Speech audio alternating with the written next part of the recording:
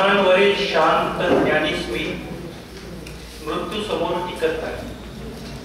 पण नाक, कान, डोळे इत्यादी इंद्रिय निघून गेल्यावर देखील मृत्यूच्या तळ्यातून एकच वाचून राहते, ते म्हणजे कवटीचे हास्य.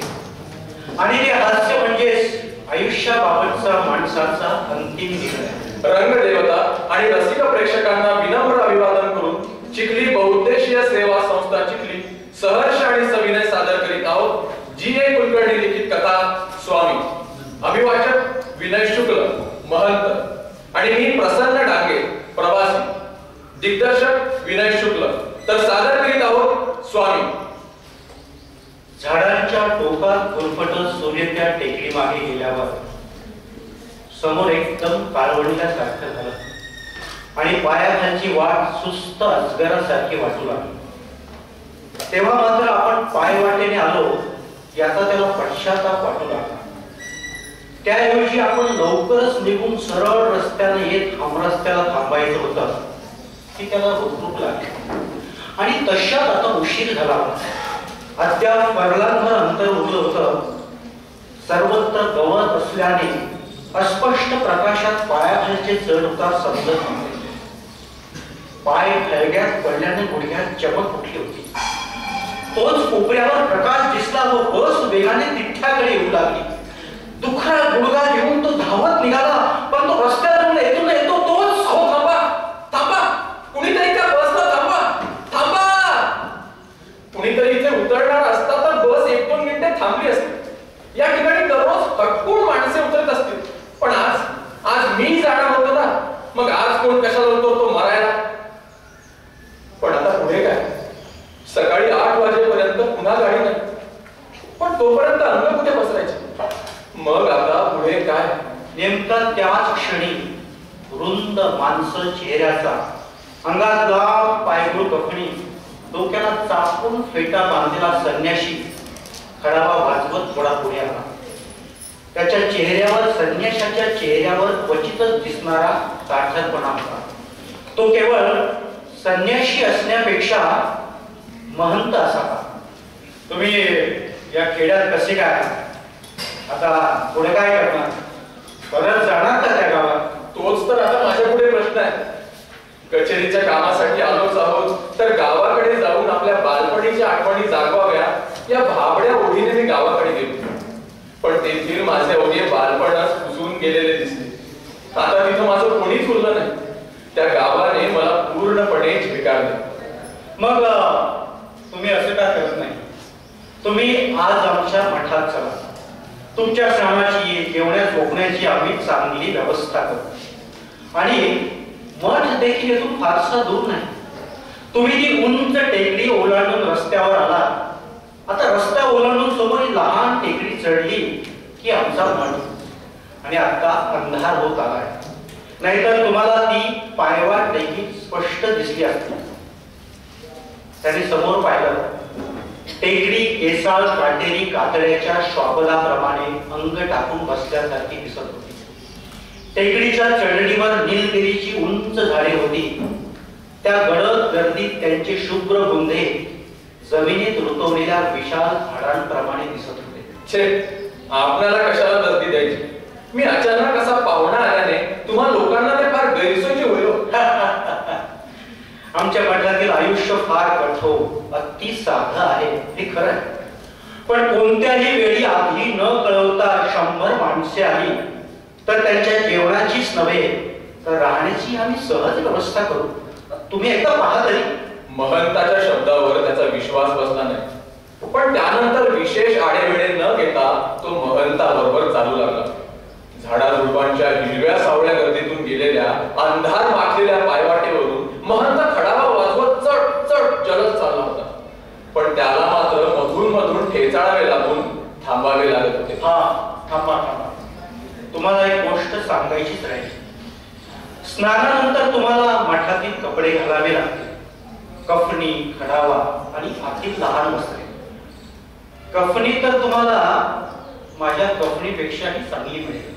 समोरील उतरणीच्या कडेलाच मागे वर वर चढत गेलेली झाडांच्या झुडपांची आणखी एक टेकडी मागे घेऊन मठ उभा होता.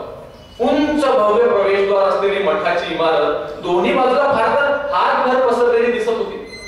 मठाच्या मागच्या बाजूला 4 मोठे नळ टेकडीच्या टोकापर्यंत वर गेले होते व त्यांच्या वाकलेल्या तोंडावर त्यांना आच्छादणारी लोखंडी छत्री होती. प्रवेशद्वारावर प्रखर पांढऱ्या प्रकाशाचा विजेचा दिवा होता आणि त्याच्या खाली दिव्यांच्या स्टिंबात अक्षरे उजळली होती. तपोनिवास. हा आमचा मठ. हा तुम्हाला बाहेरून फारसा मोठा वाटणार नाही, पण तेवढ्यावरून तुम्हाला आतील रचनेची कल्पना येणार नाही. आद्य स्वामींनी फार विचार करून हा मठ बांधून घेतला. आता अगदी माझ्या मागोमाग या फाटकातून आत या. या मठाभोवतीच्या कुंपणात झुडपामध्ये काटेरी तारा बसवलेल्या आहेत आणि त्यात रात्रंदिवस विजेचा प्रवाह आहे. आत यायला हा एकच मार्ग आहे आणि त्याला देखील नेहमी कुलूपच असते. मठ आता सर्पमणी घेऊन उभारलेल्या पाण्यासारखा दिसत होता. झाडांच्या स्थिर गर्दीमधून तशीच कफणी घातलेल्या अनेक आकृती 3-4 जणांच्या बुरक्याने येऊन मागोमाग चालू लागल्या. तिकडे पाहत तो चालला असता भीतीची एक लहर त्याला शहारून गेली. सध्या मठाचे स्वामी कोण आहेत आणि ते कुठे असतात?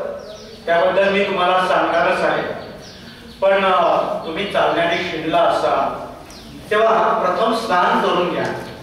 रात्रीच्या जेवणास अद्याप अवधी आहे तेव्हा थोडे खाणे घ्या. महंताने खून करता शिष्याने स्नानासाठी त्याला पीत वस्त्रे दिली व तो स्नानासाठी गेला.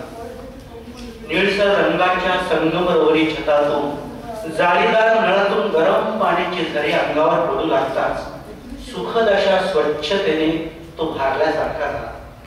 अंग पुसून झाल्यावर देखील साबणाचा उत्कट गंध दरवळला. असं विलासी आयुष्य सहज मिळत असेल तर कायमची येथे राहण्याची आपली तयारी आहे.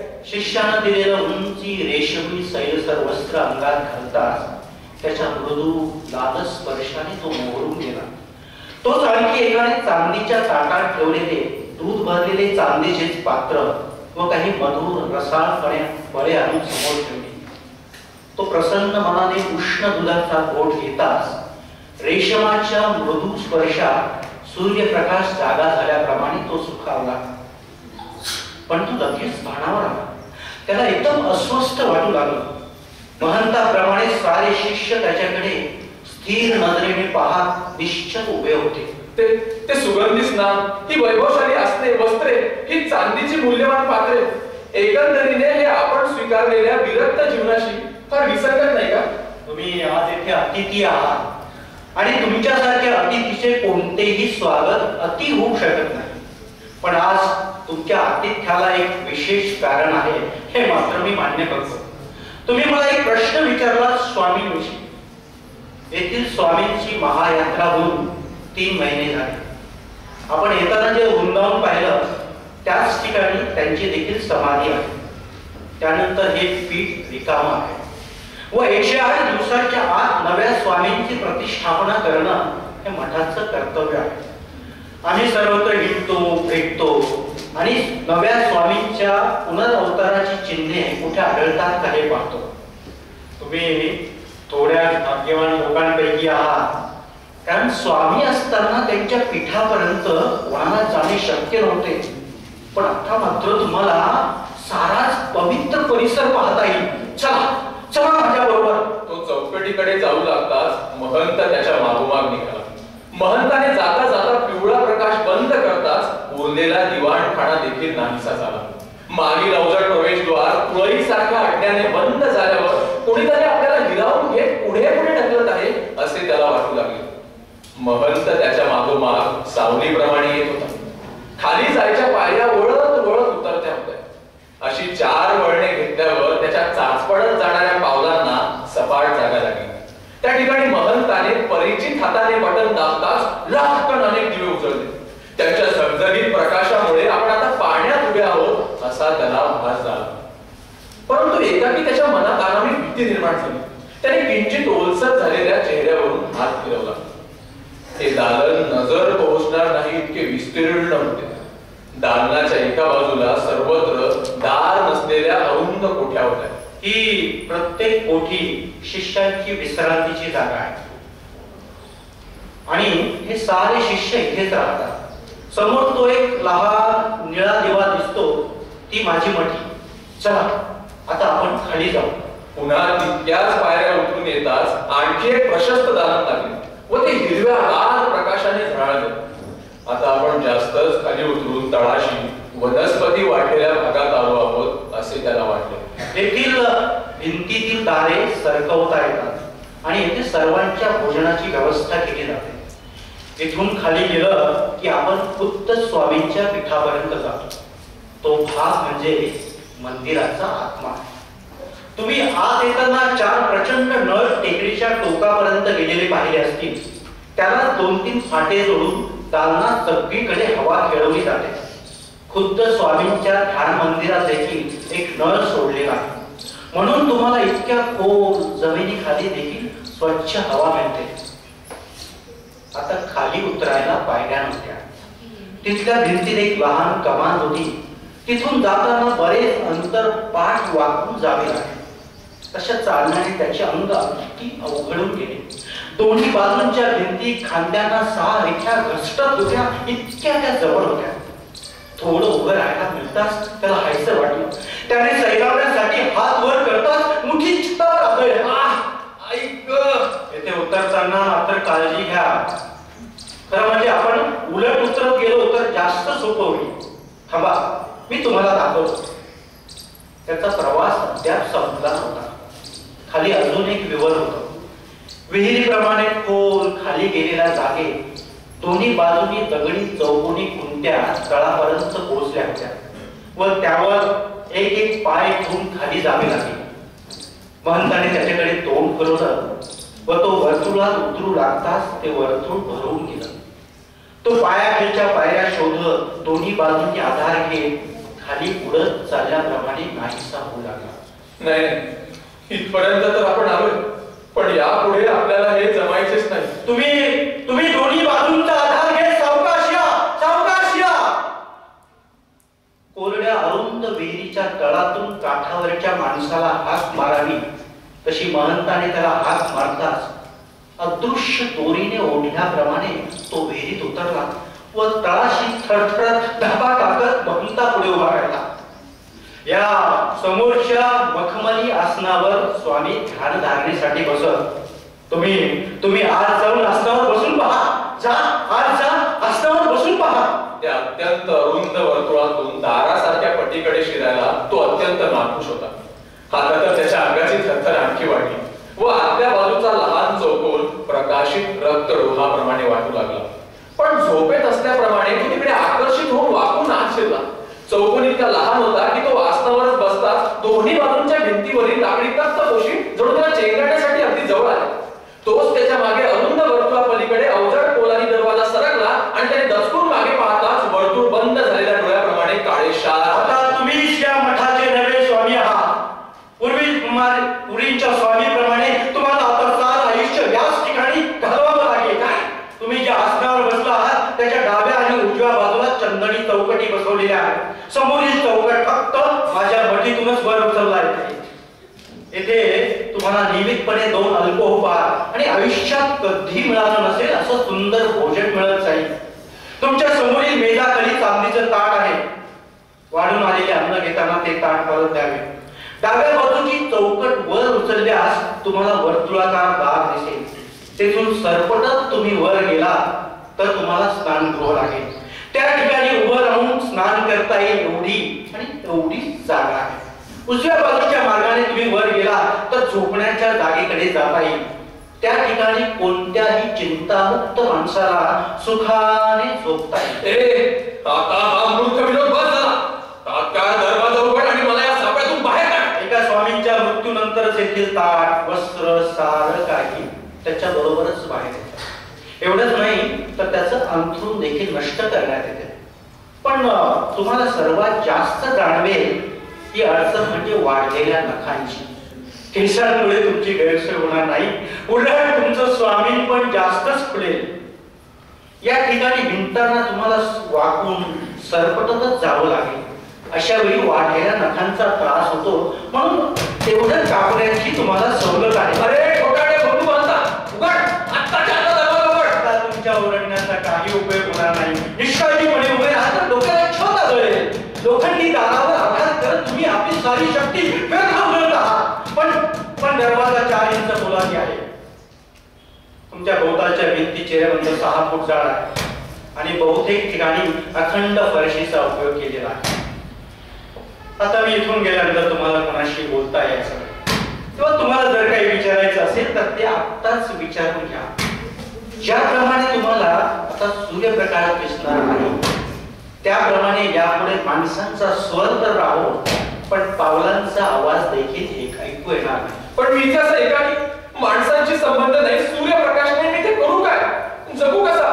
तुम्ही मला इथे कायमचे का डांबून ठेवले आहे? अरे तू बाहेर राहून तरी काय केलं असतंस? पोटाची खळगी भरायला गुलामाप्रमाणे राबला असतास. तीच भर जागेतच अंग बसरलं असतं. तुला या ठिकाणी अन्न पाण्याची सहज सोय आहे, झोपण्यासाठी जरुरी आहे तेवढी मखमली शय्या आहे. येथे तू एवढ्या जागी कोणाचाही गुलाम नाहीस. मग तुला याहून जास्त काय हवंय? आम्ही तुझी काही हत्या करून तुझा काही बळी देणार नाही. उलट तू जेवढे आयुष्यभर जगला असतास तेवढे येथे देखील जगशील. येथे तुझ्या सुखासाठी आम्ही खूपच काळजी घेतली आहे.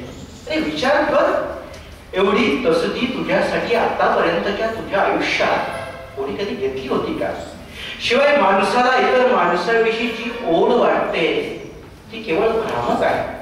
अनिवार्यपणे इतरांच्या संगतीत आयुष्य घालवायचं आपल्या नशिबी येत असल्यानं आपण त्या गरजेलाच गोंडस नामरूप दिलाय इतकंच. खरं म्हणजे ही आपली क्षुद्र असहाय्यता आहे. हा कसला मठ आहे? हे शिष्य कोण, कुठून येतात? मी इथे किती दिवस राहायला हवे? हा माझ्याजवळ थोडा पैसा आहे. मला जर तुम्ही मुक्त केलं ना तर तो सारा पैसा मी मठाला देऊन टाकेन. तुझी ही सूचना उलट्या कोणाची आहे? मठाला तुझ्या पैशाची गरज नाही. अरे सध्या इथे जेवढे शिष्य आहेत ना त्याच्या दुप्पट नौकर माझ्या तबेल्यात माझ्या जातीवंत घोड्याच्या तैनाती राहतो. सोन्याची नाणी पायाखेरी असल्याखेरीज मी पाऊल टाकणार नाही अशी जर मी प्रतिज्ञा केली असती तर साऱ्या प्रासादभर मी प्रतिज्ञा भंग न करता सुखाने हिंडलो असतो. पण मी तिकडे पाठ फिरवली आणि आद्य स्वामींच्या मागे आलो. माझा विनाकारण का बळी देतात? माझी माणसे शोधाशोध करतील, शोकाने विव्हळतील. माझ्या बरोबर त्यांचे आयुष्य देखील तडकून जाईल. माणसाची ही एक आणखी भ्रांत आहे. कोणी देखील तुझ्या करता खंगणार नाही. थोडे दिवस शोधाशोध होईल, कदाचित वर्तमानपत्रात जाहिरात येईल. पण माझाही आठवड्याच्या आत सगळ्यांच्या भुका ताज्या तवाच्या होतील. आता मी जातो रे, आता मी जातो. आता यापुढे आपण भेटणार नाही. थांब थांब, मला इथे डांबून पुढे झालं. थांब थांब. महंत गेल्यावर तो बधीर मनाने आसनावरच बराच वेळ बसून राहिला. निळ्या लाल वरुंद मार्गाने आपण पुन्हा गर्भाशयात येऊन पडलो. पण आता मात्र येथून जन्म नाही ही भावना त्याच्यातून काही केला जाईना आणि त्याला ती पूर्णपणे मान्यही होईना. आपण नाहीस झाल्यावर खरंच कुणाला कसलीच उणीव भासणार नाही का? कोणालाच आपली आठवण राहणार नाही. मग आपली ही इतकी वर्ष म्हणजे एक एक पान फाडून वाऱ्यावर टाकल्याप्रमाणे सारीच अर्थहीन झाली की काय? आता दिवस उजाडला, सर्वत्र लाल भडक प्रकाश आहे की रात्र झाली? सर्वत्र लाल भडक प्रकाशच आहे. आता काळच त्याच्या अंगावरची दिवस रात्रीची जुनी वस्त्रे काढून लाल भडक कपनी घालून माझ्याकडे पाहत बसला आहे आणि मी त्याच्याकडे पाहत आहे. तोच त्याच्या समोरील भिंतीवर हालचाल झाली व लाकडी चौकट हितभर वर उचलले आहे. तो भयभीत आकर्षणाने तिकडे पाहत राहिला. तेथे वाळून आलेले ताट होते. त्याने वाढलेले ताट बाहेर फूट मेजाखालचे ताट कोणाऱ्यात ठेवले. चौकट पुन्हा खाली सरकली व स्थिर झाली. त्याने शिणून गेल्याप्रमाणे ताट तसेच बाजूला सरकवले व तो उठला. डाव्या बाजूच्या वर्तुळात सरपटण्याखेरीज प्रवेश नव्हता. तो अंग ओढत ओढत पुढे सरकू लागला. उभा असता बसलो असता निदान माणूस तरी होतो. पण आता ती अजून देखील उरली नाही. आता माणूस नाही तर अंधारात जगणारा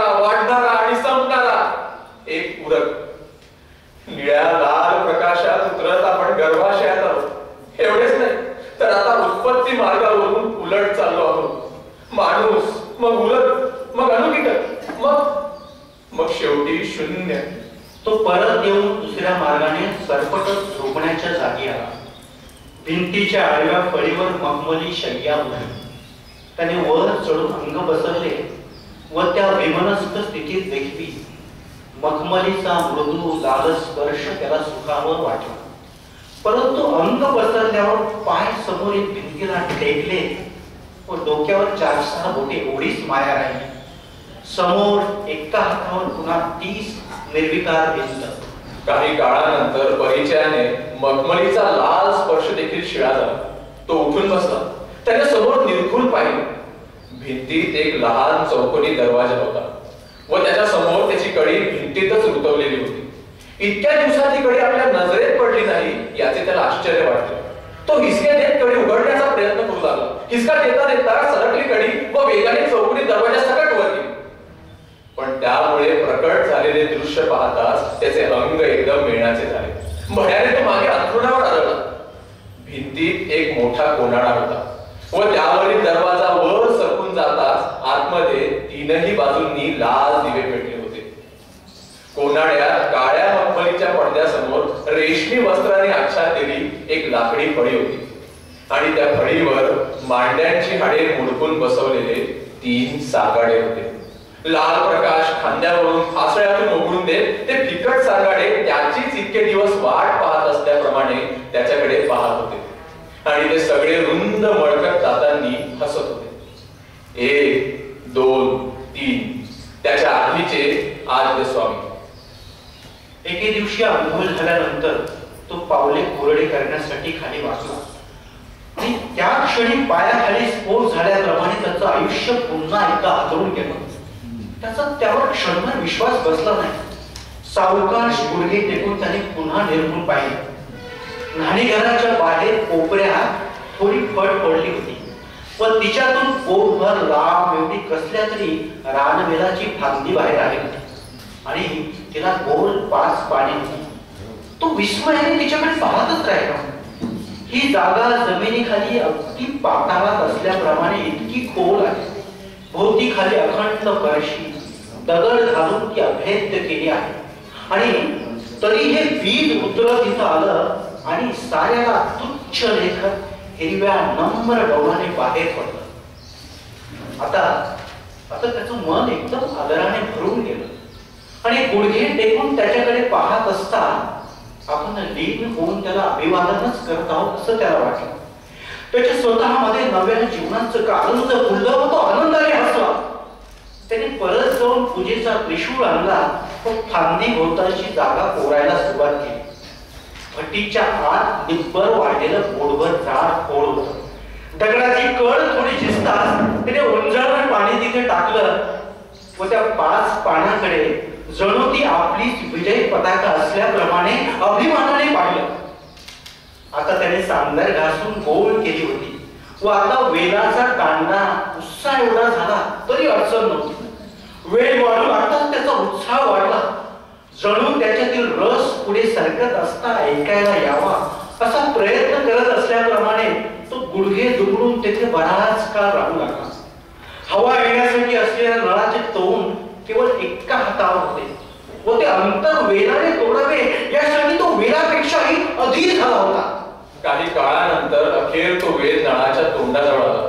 त्या दिवशी आनंदाने त्याला एका जागी बसवेल. त्याने ताट अर्धवट सोडले. त्रिशूळाचा आधार देत त्याने पानांना हलकेच उचलले व हलकेच नळात सोडले. आता हा वेल वाढत जाईल. त्याला कोप फुटतील आणि चढणाऱ्या प्रवाहाप्रमाणे वेल वर प्रकाशत जाईल. सारा नळ भरून जाईल. सारा नळ भरून जाईल.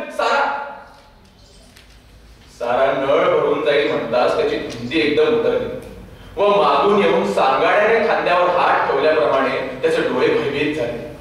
तो जागच्या जागी बधीर झाला.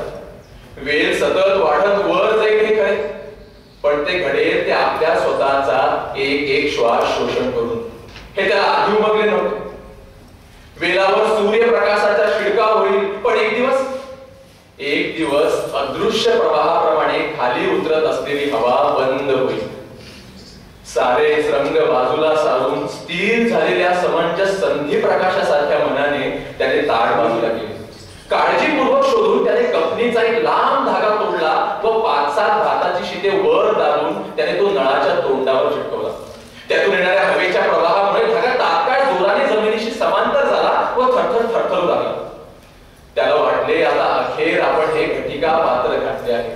आणि मुहूर्ताचा क्षण आला की आपण तयार.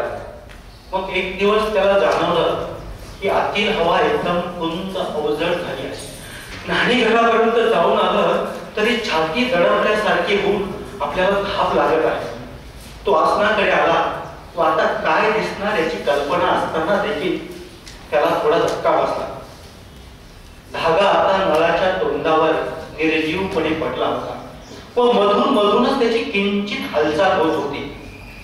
त्याचं मन निपटून गेल्याप्रमाणे झालं. तो न्हाणीघराकडे गेला. नीट तऱ्हेने नख कापून घेतली, केस बोटाने विंचरून ठेवले आणि मांडी घालून अंथरुणावर बसला. येथे तर हवा अगदी जड शिळा झाली होती, परंतु आता त्याच्या डोळ्यासमोर मात्र एकच दृश्य होतं. हिरव्या रसाच्या उत्साहाने शेकडो पाने धारण करून वर वर चढत असलेला आपला वेग. तू असाच वर जा. अंधाऱ्या सांगलीतून निघालेले तुझे आयुष्य न चिरडल्या जाणाऱ्या ईर्षेने सतत वर जाऊन एक अतृप्त क्षणी सूर्यप्रकाशाला भेटू दे. तुला जर फुले येतील आणि तुला सोन्याच्या लहान पेल्यांसारखी फुले घ्यावी व त्यांच्या स्पर्शाने पराग सांडून बोटांची टोके पिवळी सुगंधी व्हावी. तुला जर फळे येतील आणि तुला दर पाना आड लहानसे लाल फळे हवे व ते इतके रसरशीत असावे की त्या प्रत्येकाच्या लाल रंगात सूर्यप्रकाशाचा एक एक कण सतत सुखाने नांदत राहावा. जर कणा एवढा प्रकाशाचा काजवा तुला कधी दिसला तर तू त्याचे स्वागत कर. त्या कणाच्या अभिमानाने त्याने रात्रीच्या अमर्याद अंधाराला आव्हान देऊन त्याचा एक कण जिंकून प्रकाशित केला. आभाळात एखादे पाखरू उडताना दिसलं तर तू त्याला आतिथ्य दाखव, कारण दोन कोवळ्या पंखाच्या आत्मविश्वासाने ते आभाळाला किंचित मागे रेटत आहे. जर कधी एखाद्या मुलाने तुझे रसरशीत पान घेऊन दुमडून ते पुन्हा आडवे उघडले व पानाचा आरसा केला, किंवा कधी तिथे पिवळे फूल तोडून बोटे पिवळ्या धुळीने माखून घेतली, अगर तुझे एक लाल फळ तोडून ते दोन बोटात चेंगरत रसाचा लाल धागा काढला तर तू त्याच्यावर क्रुद्ध होऊ नकोस. कारण पुन्हा ठाऊक अब्जामध्ये एक आढळणारं असं ते मूल असून ते देखील भोवतालच्या अंधाऱ्या अजस्त्र भिंती फोडून सूर्यप्रकाशाकडे येण्याची कधीतरी धडपड करणार असेल. आणि असं असेल तर ते तुझ्या रक्ता नात्याचंच आहे. म्हणून तू त्याच्यावर क्रुद्ध होऊ नकोस. एक पान गेल्याने तुला दारिद्र्य येणार नाही. एक फूल गेल्याने तुझे सौंदर्य उणे भासणार नाही. एक फळ नाहीसे झाल्याने तुझ्या आयुष्यात नैराश्य येणार नाही. इतके तुला वैभव आहे, इतके वैभव तुला मिळो. मी अंधारात लाल प्रकाशात दडपून चिरडला गेलो नाही, तर मीच हिरव्या कारंजांप्रमाणे वर आलो आहे हे देखील इतरांना कळू दे. म्हणून तू असाच वर जा, तू असाच वर जा, तू असाच वर जा.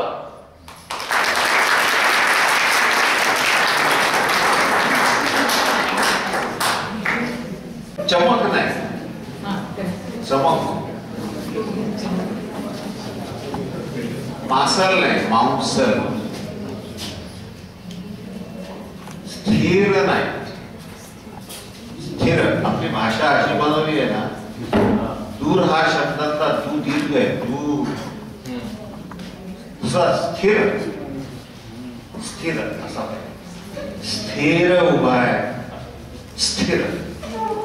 आणि दूर हे आपली लिपी जी बनवली ती शब्दचित्र तयार होईल अशी बनवली. उद्ध्वस्त शब्द असा उद्ध्वस्त बोलून नाही जात, उद्ध्वस्त असा बोलतो. एवढं लक्षात घ्या. आणि ते तुम्ही टाईप केलंय कथेमध्ये जडशिळा नसे, जडशीळ. आवाज जडशीळ काहीतरी बघा. मलाही कथा आठवते, काय आठवणार नाही, पण जडशिळा हा शब्द नाही, जडशीळ होतो आवाज.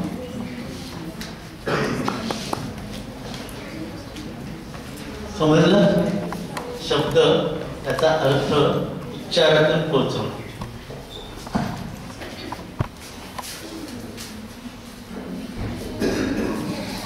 नमस्कार, माझे नाव सृष्टी शिरोडे मी डॉक्टर काकासाहेब पूर्ण पात्रे माध्यमिक विद्यालय या शाळेची विद्यार्थिनी आहे. Hello sir.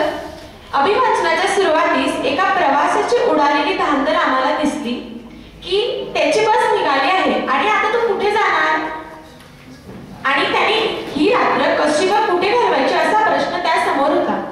पण त्या काळोखात तो संन्याशी त्या प्रवासाला जणू काय एका सूर्याची किरण बनून आलेला होता. त्या प्रवासाला होणारे आदरातिथ्य बघून त्यालाही थोडे अचंबित वाटले आणि आम्हालाही. पण तो संन्यासी मात्र त्याला पुन्हा पुन्हा भासवून देत होता की अरे तू किती नशीबवान आहेस. आणि जेव्हा त्याने सांगितलं की आता तुम्हीच इथले स्वामी, तुम्हाला इथेच थांबायचंय आणि तुमचा पुढील प्रवास, तुमचे पुढील आयुष्य तुम्हाला याच काळोखात घालवायचे आहे, तेव्हा आम्हालाही धक्का बसला आणि त्या प्रवासाने त्याची होणारी अस्वस्थता अभिवाचकांच्या बोलण्यातून आणि हावभावातून आम्हाला जाणवत होती. एक प्रकारे उत्तम सादरीकरण झाले आणि आम्हाला ऐकायलाही छान वाटले. थँक्यू. नमस्कार, मी आयुषी युवराज पाटील, तानासाहेब सामंत माध्यमिक विद्यालय या शाळेची विद्यार्थिनी. खरं तर जास्त नाही बोलणार, पण ज्यावेळी प्रवासी स्नान करायला गेला आणि त्याने जेव्हा ते उष्ण दूध पिलं, रसाळ फळे खाल्ली, त्यावेळी त्याला ज्या संवेदना भासल्या त्या संवेदना खरंच आमच्यापर्यंत पोहोचल्या. आणि मठाचं जे वर्णन होतं ते करताना अतिशय खरंच मठात गेल्यासारखंच वाटलं आणि चेहऱ्यावरचे हावभाव ते पण छान होते आणि आवाजातला चढ उतार पण.